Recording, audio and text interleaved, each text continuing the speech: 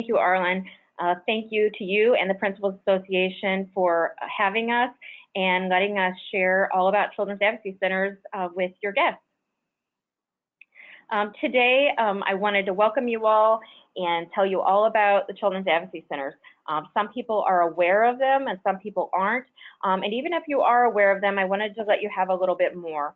As teachers, we often say in the CAC movement, you're our greatest partners because teachers share the most time with children outside of their home.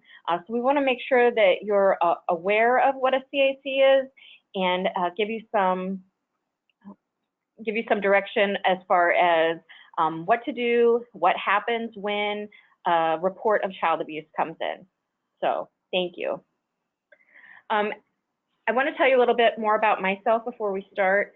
Again, my name is Kim Mangiaracino. I am the executive director of our chapter agency, and we'll talk about that a little bit, how the setup is in our state. But previous to being the executive director, I did a lot of training for forensic interviewing and the multidisciplinary team around Illinois. Previous to that, I was a forensic interviewer at a child advocacy center in Madison County. I have quite a lot of experience with forensic interviewing and with child abuse investigations. And typically when I do presentations like this, I refer to some examples. I think examples make research and practice come alive. So I'll share those as we go. And again, some examples may be somewhat graphic. I don't get too deep into that, but I think it's important to understand the depth of what happens at a child advocacy center and during a forensic interview. So I'm going to go ahead and start, and we're going to start with a video that gives you an idea about what exactly a child advocacy center does.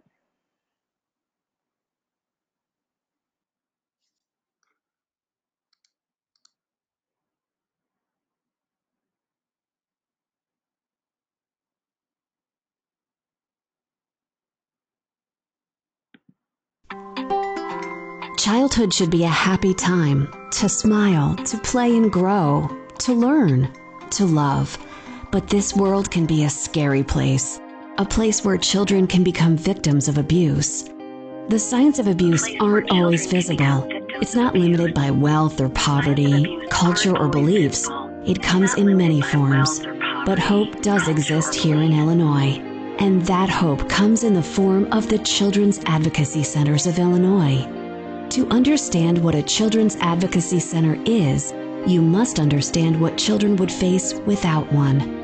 Without a CAC, a child may end up having to tell the worst story of his or her life over and over again to doctors, police, lawyers, therapists, investigators, judges, and others. Traumatic experiences retold and relived in an environment that can make them feel like they've done something wrong. Children simply can't process what's happening around them and need help. They need an advocate. When a report of child sexual abuse or severe physical abuse is made, the child is brought to the CAC, a safe, child-focused environment. At the CAC, the child tells their story one time to a trained interviewer who knows the right questions to ask in a way that helps reduce the trauma to the child.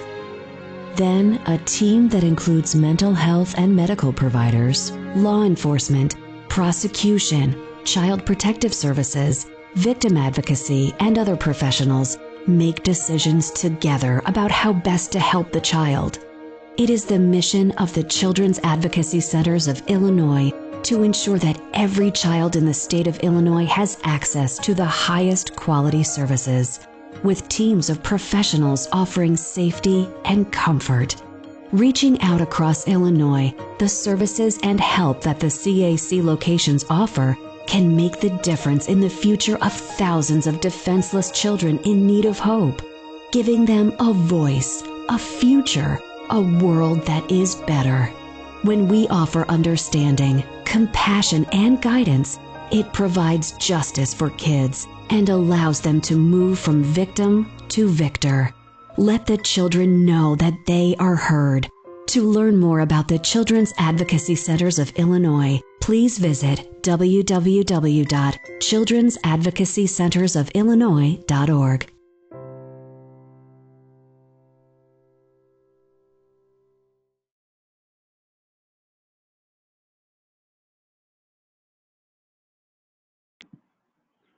Okay, so that gives you a bit of an idea about what happens at a child advocacy center. We're going to go a little bit more in depth into that, and I just want to give you an idea about where this all started from. Really, the Children's Advocacy Center movement started not too long ago. 1985, there was Kim, a district. Yes. sorry to interrupt. We can't see your screen. Can you go back to that drop down and click show my screen? Sure, so sorry. No problem.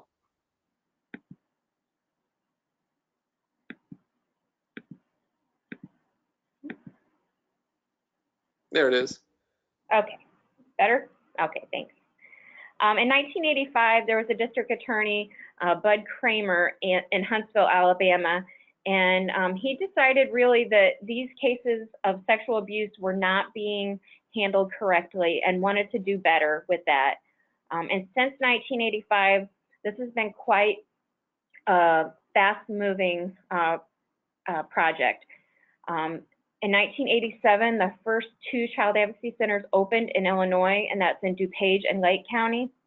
In 1989, the Child Advocacy Center Act passed, and that act said that if there is a child advocacy center in your service area, then if there's a allegation of sexual abuse, that must include a multidisciplinary response. And we're going to talk about the multidisciplinary team. Then in the late 1990s, that act included severe physical abuse.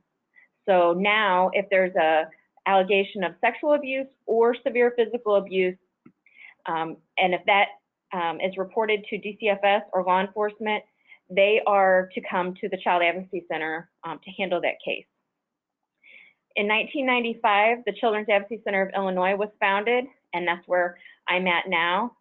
And that was basically a network of Child Advocacy Center directors that got together around the state and tried to help each other out in this new process of moving along with a Child Advocacy Center.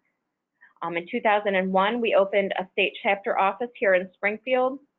And our goal here at the chapter office is to help support the Child Advocacy Centers around the state.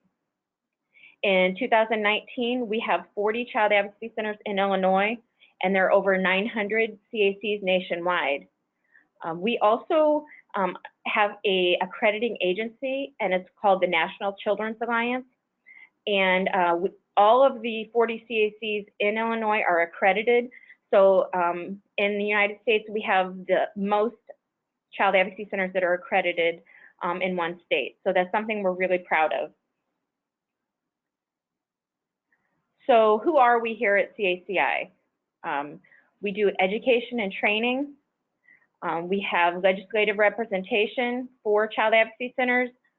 We support child advocacy centers in their organizational capacity, and we provide technical services. So basically anything a child advocacy center needs in order to support the children in their community, we help them with that. We have some pass-through funding through the Victims of Crime Act. We do a lot of training for our multidisciplinary teams and CAC staff, as well as help represent CACs again at the legislature. And we're going to touch on a couple of the new bills that have went through this last session. So an accredited child advocacy center serves 98 of the 102 counties of Illinois. So you'll see on this map, this will give you a good idea about, This will give you a good idea about what the state looks like. Each one of those stars represent a physical child advocacy center, and then the color around that is their service area. So you'll see mostly counties with larger populations, such as DuPage or Kane or Will, they're going to have their own child advocacy center for their own county.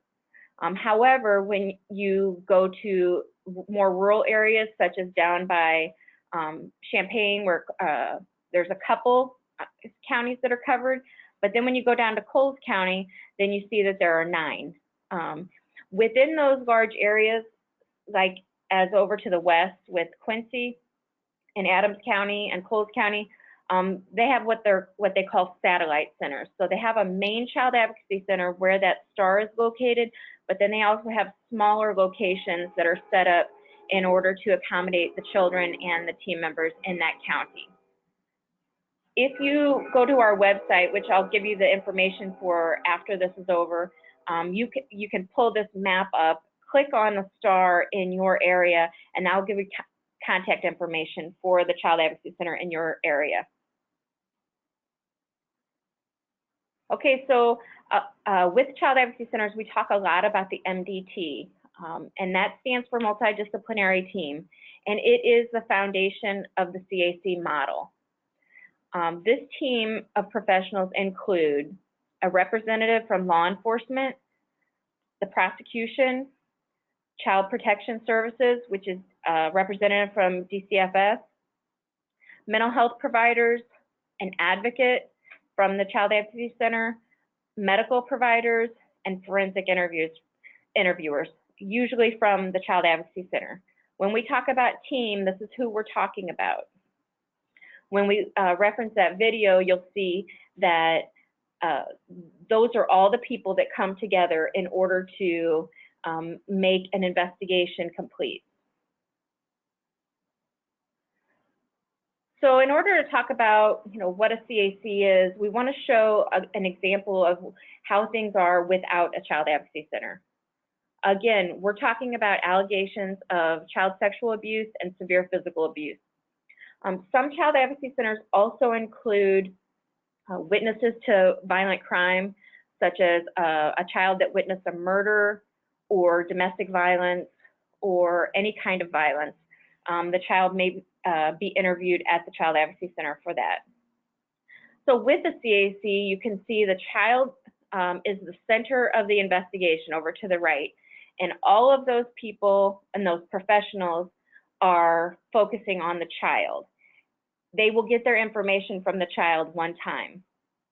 Without a CAC, you'll see that there's a lot of weaving around, and everyone needs to talk to the child because, of course, they're the ones with the information. Everyone needs the information that the child has, whether that's a report of abuse or whether that's a report of non-abuse. There's been a report made, and we need to figure out what happened. So typically, one of the reasons that Bud Kramer started a Child Advocacy Center is the research showed that children were telling the same story about 10 times to different people that they reported it to.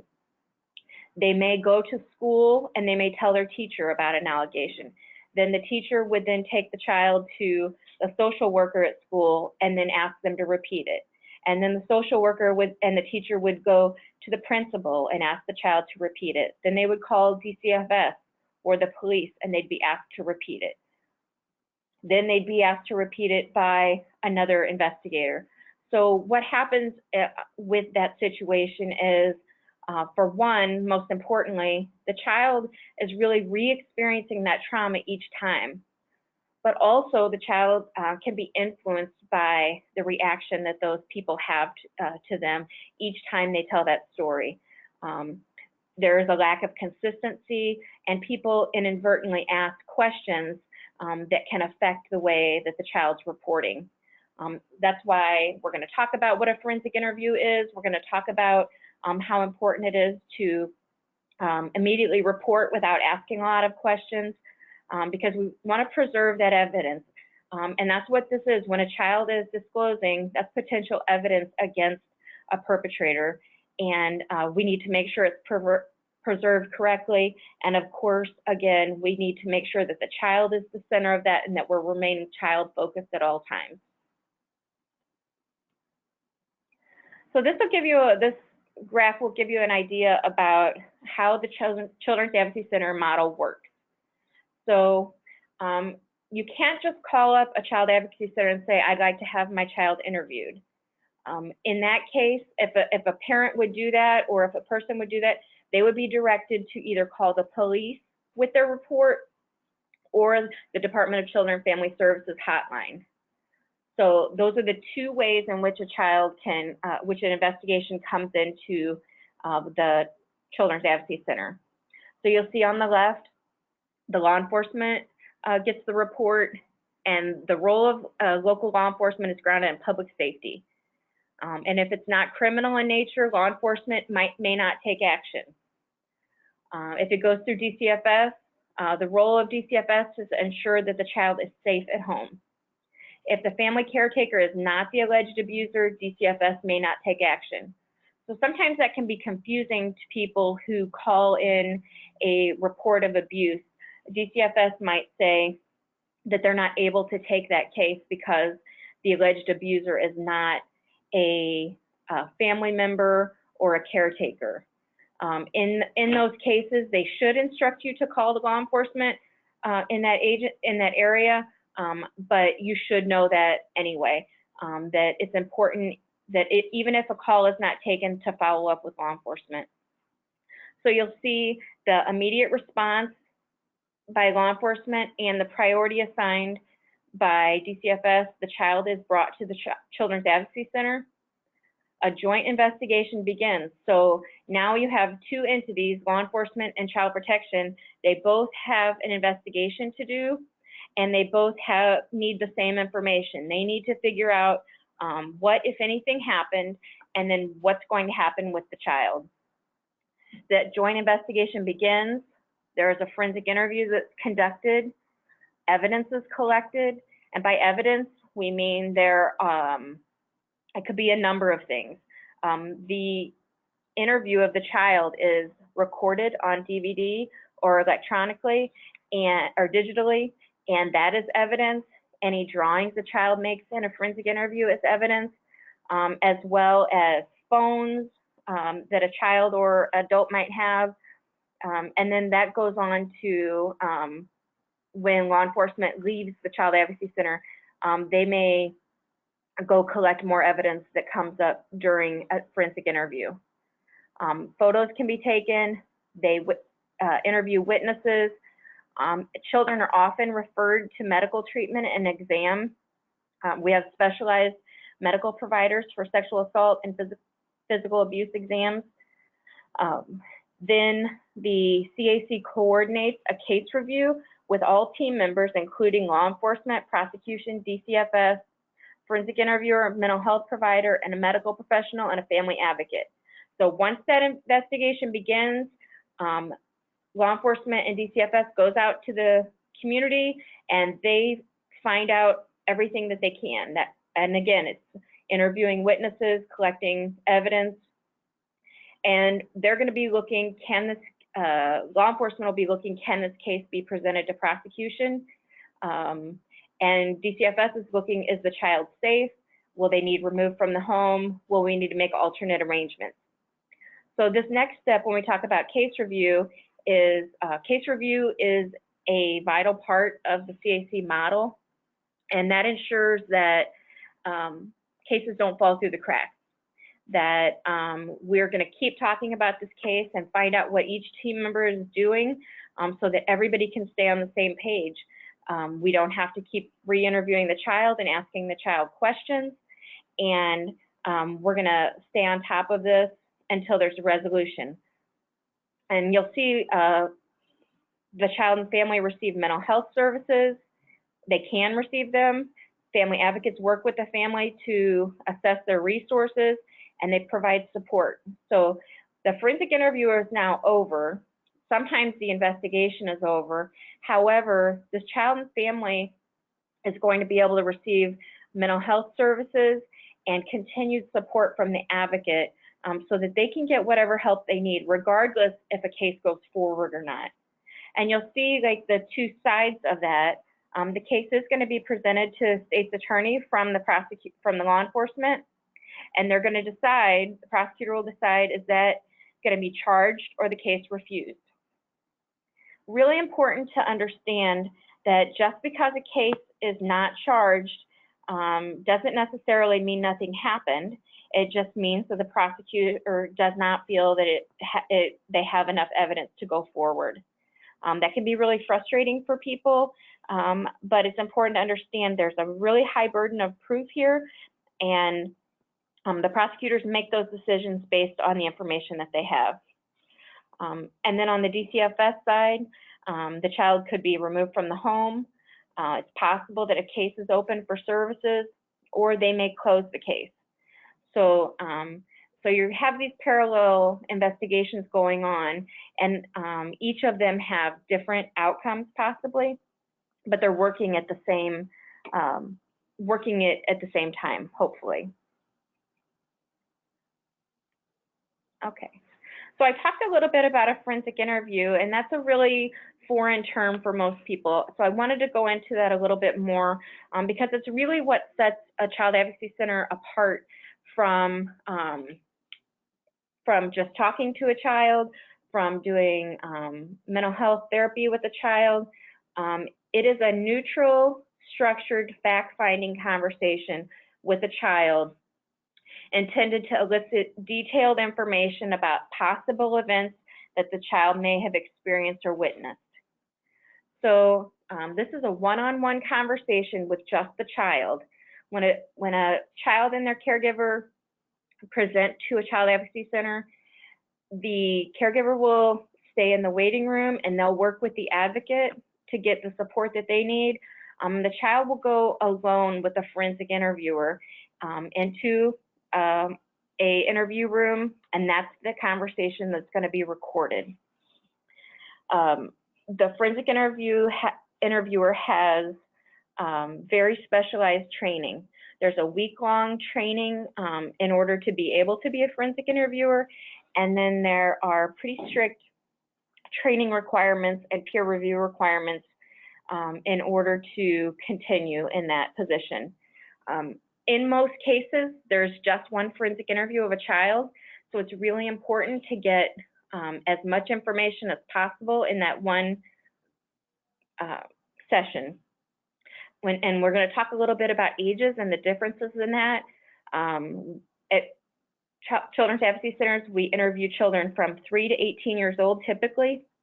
So as you can see, that's quite a large span, and younger children are going to have a shorter attention span, and typically older are going to be able to have a longer interview.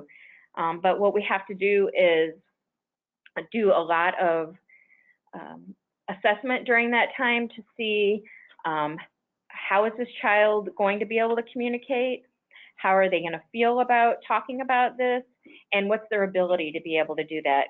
It's quite a heavy lift for some children to be able to do this, and forensic interviewers need to be aware of all the factors that could affect the interview. So in Illinois last year, 14,291 children were interviewed at an Illinois CAC. And that's typically what a forensic interview room looks like.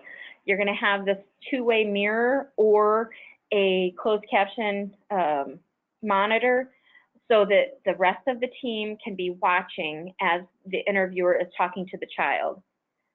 They're going to be able to watch, to listen, and learn what's going on as the interviewer is speaking. They're also going to think about, are there other things that we need to ask? Then when the interviewer takes a break, they can go in and say, we need information on this, or we need information on that. And the forensic interviewer will be able to form that in a question that's age appropriate and that is best to elicit information from the child. So the purpose of the forensic interview, we want to obtain information from a child that may be helpful in a criminal investigation. We want to assess the safety of the child's living arrangements, and you want to obtain information that will either corroborate or refute allegations or suspicions of abuse and neglect. And this is really important because we want to make sure that people understand that a forensic interview at a Children's Advocacy Center is not a fishing expedition to make sure that we hear allegations or to confirm allegations of abuse. We're really there to hear the whole story, the best that the child can give in their words. And that sometimes will corroborate an allegation, but it also refutes allegations. And that is the purpose of this system, is that a child can be heard in their own words and not the words of a parent. And then we want to assess the need for medical treatment and psychological care. We know that even in the best case scenarios, many of these investigations will not result in prosecution, again, for many reasons. One reason being sexual abuse very often happens in secret. There are no witnesses. It is hard to prove a case sometimes. What we know, though, is it's not okay for kids who are presenting with these issues to leave us and not get the follow-up treatment that they need in order to heal from any experiences they may have. So the Children's Advocacy Center model allows for us to refer those to medical providers who are trained to examine children in the appropriate way, so children know that their body is okay, their parents know that their body is okay, and if there are any issues, that they can be treated, as well as psychological care. Abuse, we know childhood trauma and abuse can take quite a toll on children, and we also know that the sooner that they get care, the better off that they will be in the future. So all Children's Advocacy Centers can refer children and caregivers to proper mental health therapists in order to get the treatment that they need. So I want to talk a little bit about vulnerable populations because these are will sometimes affect how people report, and so that you all and other people can understand why in particular these children and teens need this model. Again, all children do, but in particular, I'm going to talk a little bit about adolescents, preschoolers, and children with disabilities. Okay, so preschoolers. I'm going to show this chart a few times and reference it in different ways, but this is an important teaching tool. You all are educated on child development, so you're aware of a lot of these things, but it's important that when we're talking to children about experiences in their life, we understand what's on this chart. You'll see the age over here, 3, 4, 5, 6, 7, 9, and 10 plus. These are, of course, guidelines and aren't hard and fast, but, we need to keep in mind when we're asking children about events that have happened to them, this is what they can typically recall. We have, again, concrete over to the left and abstract over to the right. And these are going to be the details that children are developmentally able to recall. At 3 years old, a child can basically tell you who did something and what they did. It's really difficult with any accuracy for kids to talk about if things happened one time or more than one time, or where they happened.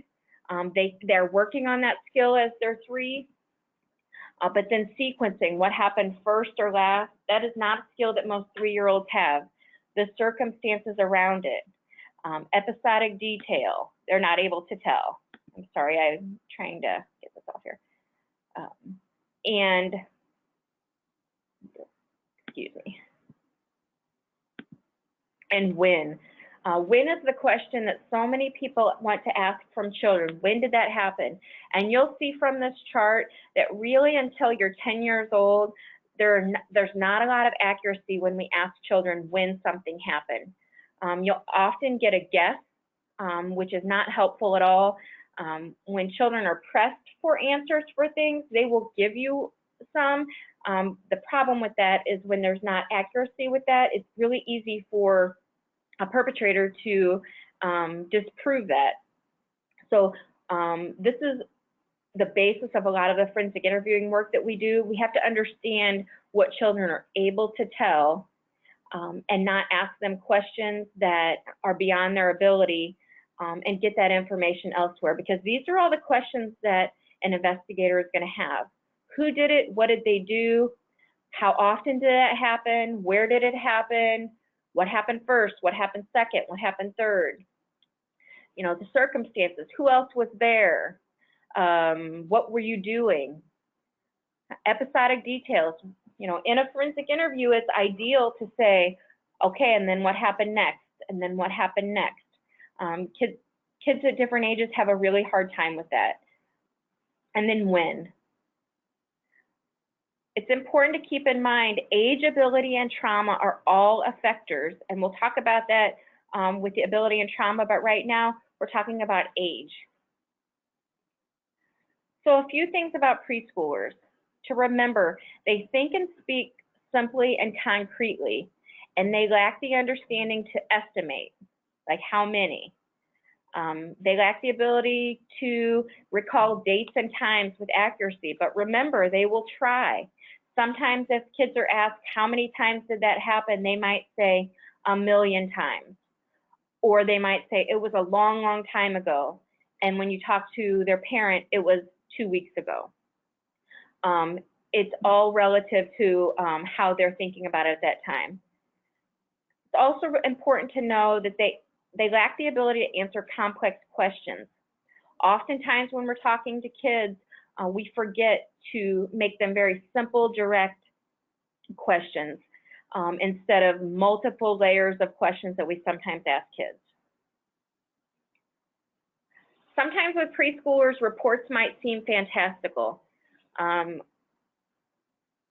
It happens sometimes when you're interviewing a child, say, of domestic violence, and they'll be talking about their mom's boyfriend was hitting their mom, and then they jumped up and stabbed them and killed them, and then they were dead, and then it was okay.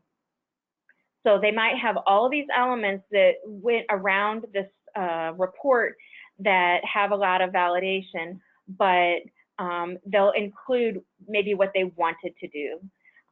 That's what they were thinking at that time. So sometimes, you know, we have to keep that in mind. And also just the powerlessness of children and what they're thinking about in situations like that. Sometimes kids will say things about monsters. That's what they're thinking at that time. And then the monster came in my bedroom, and then he did this, and then he did that. It's important to not discount those facts just because they're young. Perpetrators may frame the abuse in a way that does not seem wrong. This can happen with older kids, but it does seem to happen with preschoolers. Preschoolers aren't always aware of the wrongness of sexual abuse. And the reason I use this frog here is an example of that. During a forensic interview years ago, I was interviewing a 4-year-old girl who had disclosed sexual abuse from her father, and she kept telling me that he was, when the sexual abuse was happening, he would play the froggy game. And I kept trying to get her to explain that in different ways, and she was unable to. When that her father was interviewed by the police just said, "Tell me about the froggy game." And he explained that he would use the stuffed frog and place it under his penis and make it jump. And that was a game to them, and that's what would happen. She wasn't aware of the necessarily the abuse at that time because it was a game that her dad played. So sometimes when we interview preschool children, we're just going to talk about the game that they played with somebody and not put any kind of value on that or any kind of judgment on that and have them report that. We want to remember about preschoolers that they can be more suggestible than older children. That doesn't mean that we shouldn't listen to what preschoolers say, but we have to keep that in mind and why it's so important to have a forensic interview. Children can be more suggestible to what others are telling them up to 10 years old. And it's important to remember that can lead to being to falsely accusing someone as much as it can to lead them to falsely deny something. 1/3 of children interviewed at Illinois CACs are preschool age. It's pretty even across the board. We have about 1/3 preschool children, 1/3 school age, and 1/3 adolescents. Typically, these are shorter interviews, about 15 to 30 minutes, usually at the most. That being said, preschoolers are able to answer questions if they are given the opportunity to, and we always want to make sure that we don't discount what kids are saying just because of their age.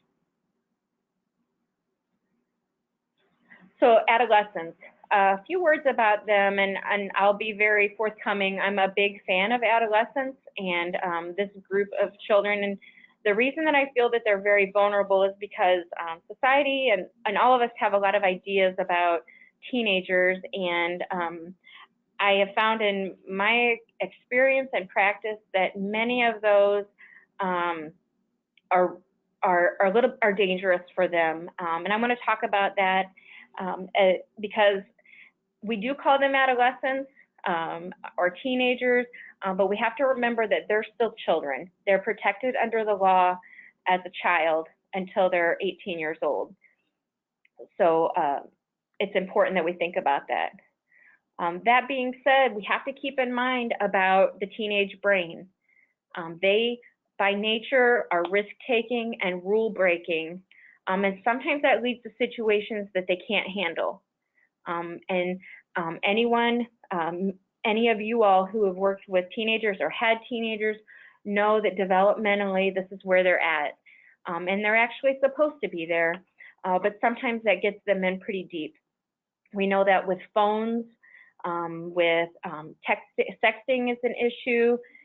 We know that with getting in cars with people they don't know. We know that from them talking to people on the internet that they don't know. All the way that their brain is wired encourages them to do these things, but again, want to make sure that we're helping keep them safe by allowing them to tell us about their experiences with adults and possibly other teenagers. A couple things about teenagers is they sometimes disclose when they may seem least believable. I think this is a very important thing to keep in mind. Oftentimes, a teenager, adolescent has been abused for either a long time or continuously, and they get in a fight with their parents, they run away. When they get found, they disclose.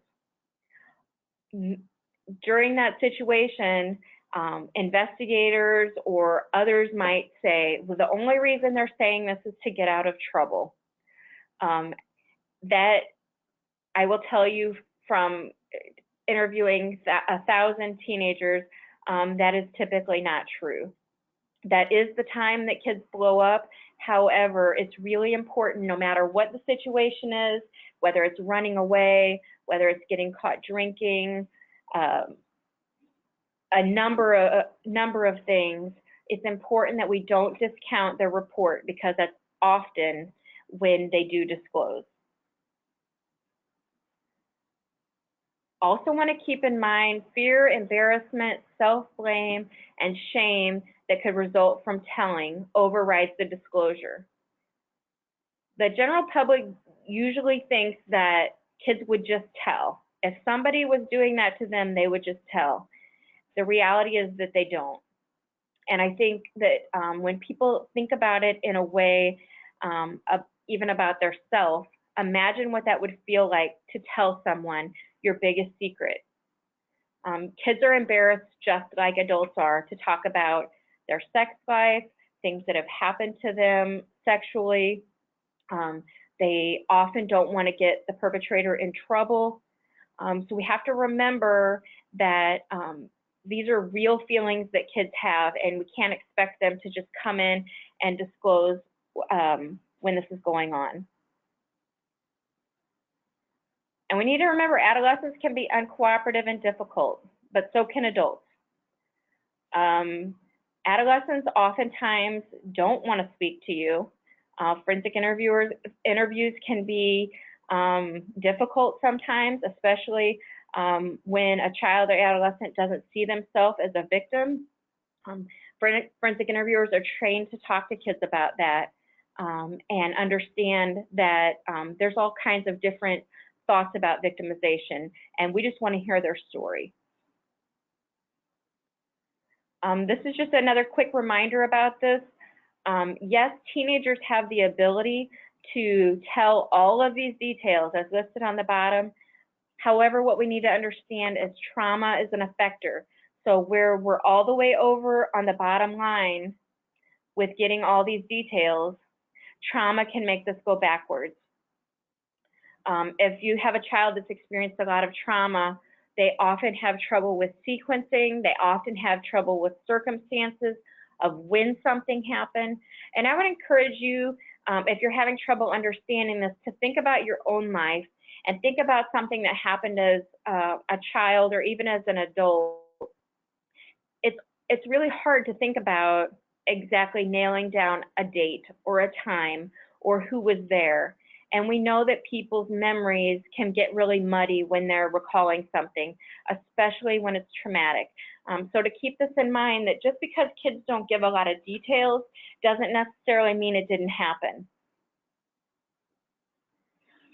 Consent is an issue that is a big topic right now, and there's a lot of talk in the community and in the media about consent. As well, I think schools are going to be teaching about consent. And we need to remember that we understand about what consent is. And this is just a quick little chart.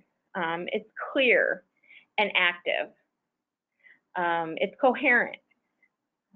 Just because a child or it has used drugs or alcohol, that is not an excuse for an assault. It's willing and not given under pressure and ongoing. Consent must be granted every time.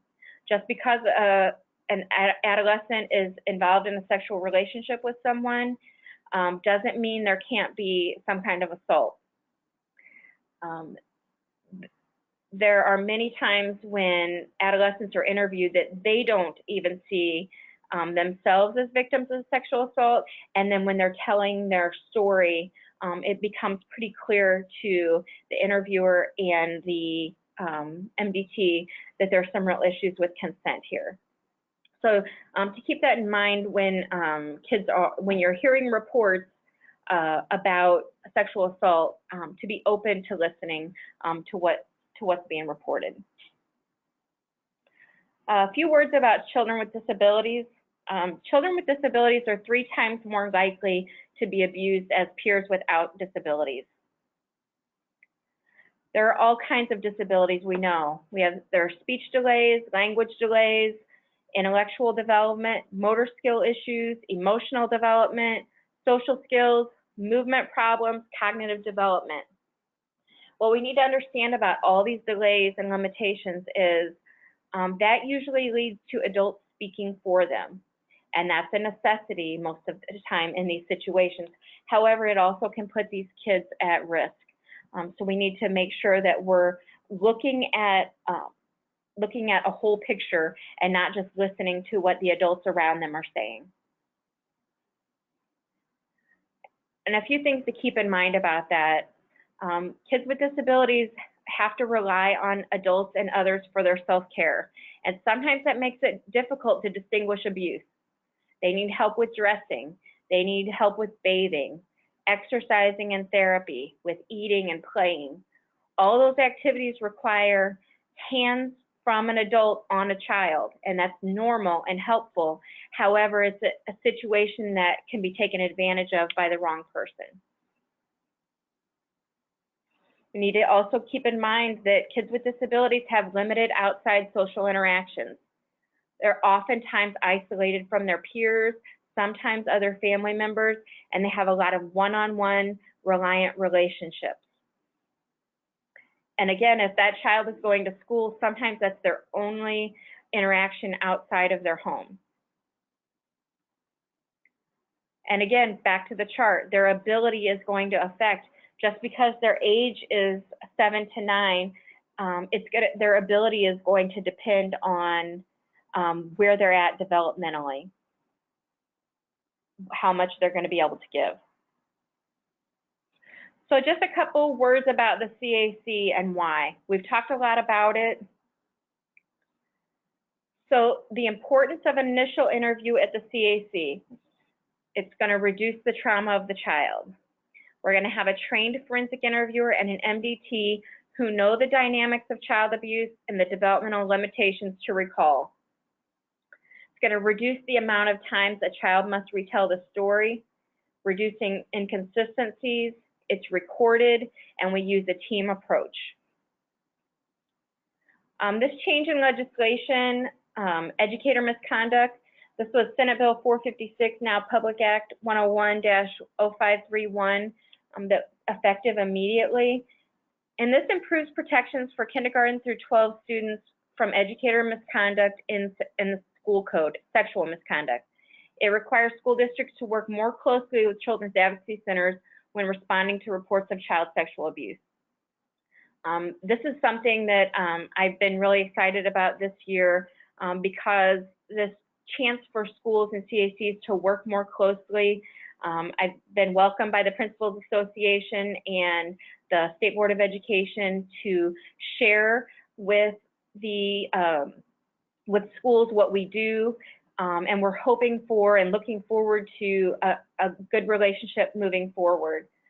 So you can read about this law, and I think there'll be some more follow-up webinars about this, but it really means that schools need to follow the system for mandated reporting, refrain from interviewing children, and refer that to the MDT. And then the MDT will then be working with the schools in order to get the information that they need to continue the school investigation. A couple reminders. 1 in 10 children will be sexually abused before their 18th birthday. 90% of child abuse victims know their abusers. 31% tell someone within the first year. So that's 70% of children who do not tell in the first year something happens. What this means for you is that if you have a classroom full of 25 students, that at least 2 children in that class by the age of 18 are going to be exposed to sexual abuse. Just a couple things on busting some myths about child abuse, in particular sexual abuse. People think that it's rare. It's important to know that abuse happens everywhere and it impacts every demographic. It happens in good families and in bad, big families and small, cities and rural communities, and homes, schools, and churches. I will tell you, this is not just words. I've experienced this. I've interviewed about 2,800 children. I've been involved in over 5,000 investigations. It literally happens everywhere.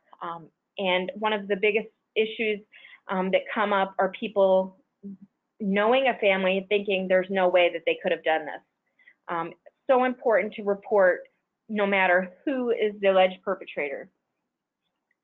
Number 2, people abuse children become abusers. It's important to know that this can be a factor for perpetrators, but not always.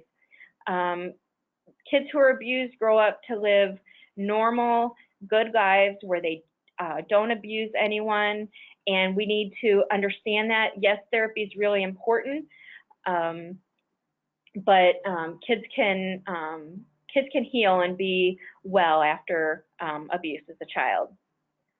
People think you can always spot a child molester. 86% of child abusers are parents or relatives that we have regular contact with. The stranger danger of the past is, I wouldn't say a myth, but we know that less than 10% of sexual assaults happen by a stranger.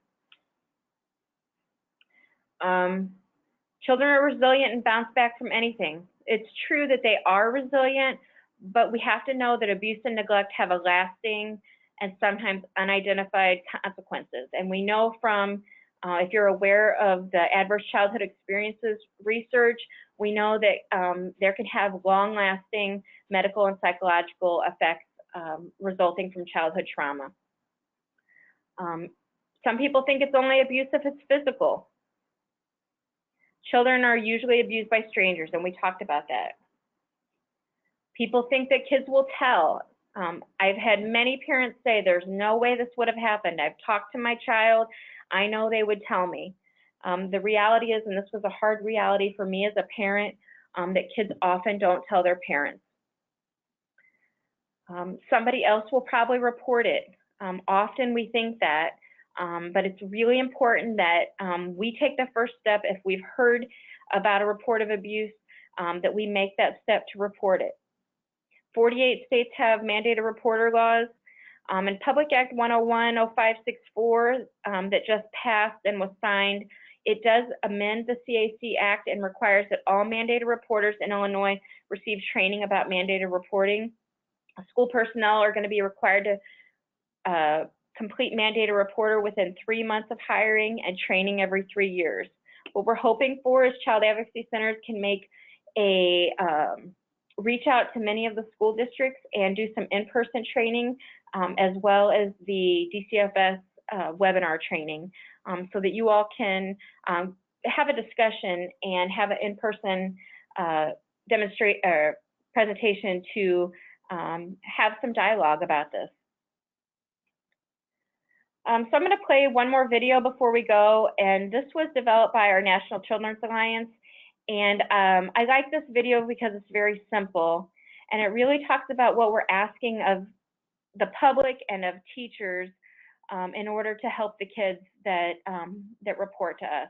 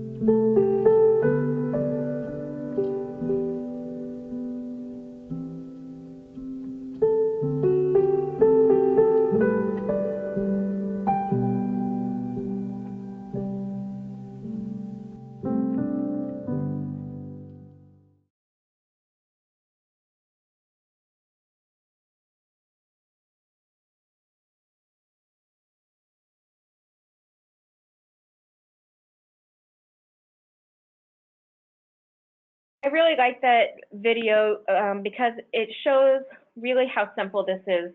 When kids have a trusted adult in their life, and often as a forensic interviewer, I would have kids identify a favorite teacher or a teacher that they trusted or someone in their school, because I wanted them to have somebody outside of their family to talk to. And kids would always identify a teacher that they could talk to, or a social worker, or a cafeteria worker, and I would encourage that. So while we're encouraging that, I encourage you to think about that when a child does tell, and how important it is to take them by the hand and support them and get them the help that they need. I thank you all for the work that you do. I thank you for giving me the time today to talk about Children's Advocacy Centers. You can learn more by visiting our website. And this is my contact information. You can like us on Facebook. We do a lot of community outreach. We can hook you up with a child advocacy center in your area if you're interested in follow-up training. And I think that I'm all done for the day. Great. And Kim, can you bring your screen back up? Can you show your main screen again? I can. I can see your contact information. Thank you so much for sharing that valuable information about the Children's Advocacy Centers and child abuse information. It's now time for, we've got a few minutes left for questions. So if you can open up your questions box, attendees, and type your questions in for Kim, we'll begin the Q&A session. And Kim, we're still not seeing your screen quite yet. Okay. Let's see. There we go. Got it? Okay, thank you. And if you want to put up your contact information, that'd be great. That way people can get a hold of you after the webinar. Can you see that now? Yep, looks good. Thank you. Perfect. All right, first question we've got is from Jacqueline. She says, what is my role as a school administrator in the CAC when I have reported something to DCFS for a student? So as an administrator, when you've made a report to DCFS, DCFS will contact you as the reporter. Then they will take the investigation from there. With this new law that's passed, there will be more communication between the schools and the MDT. The school will be, or the MDT will be required to let you know that a forensic interview has been completed, who the investigator is at the school, whether it's their Title IX officer, whether it's a principal, whoever their designated investigator will be informed of the completion of the forensic interview. And if it is needed, then the school will, investigator will be able to request to view the forensic interview so that they can refrain from interviewing the child. So really as an administrator, to support your school personnel so that you can inform them of what being a mandated reporter is. You can request training for your employees that talks about mandated reporting or the dynamics of sexual abuse or the understanding of that, and being a support to them and encouraging them to report abuse as well. Great, thank you, Kim. Question here from Wilson. Where would I find that final video you just presented, Kim? That is called Stand Up, Step Forward. You can find that on YouTube. I can send that to you as well, Arlen, if you want to attach to this presentation. Okay, yes, I will be sending out an email to all of our registrants with a link to this recording, a link to a webinar evaluation, and then I will send a link to the 2 videos presented as well on YouTube, since you gave those to me already, Kim. Perfect. Okay, and I don't see any more questions in the box. It is 11 o'clock, so you are free to close the GoToWebinar control panel. That will log you out of the system.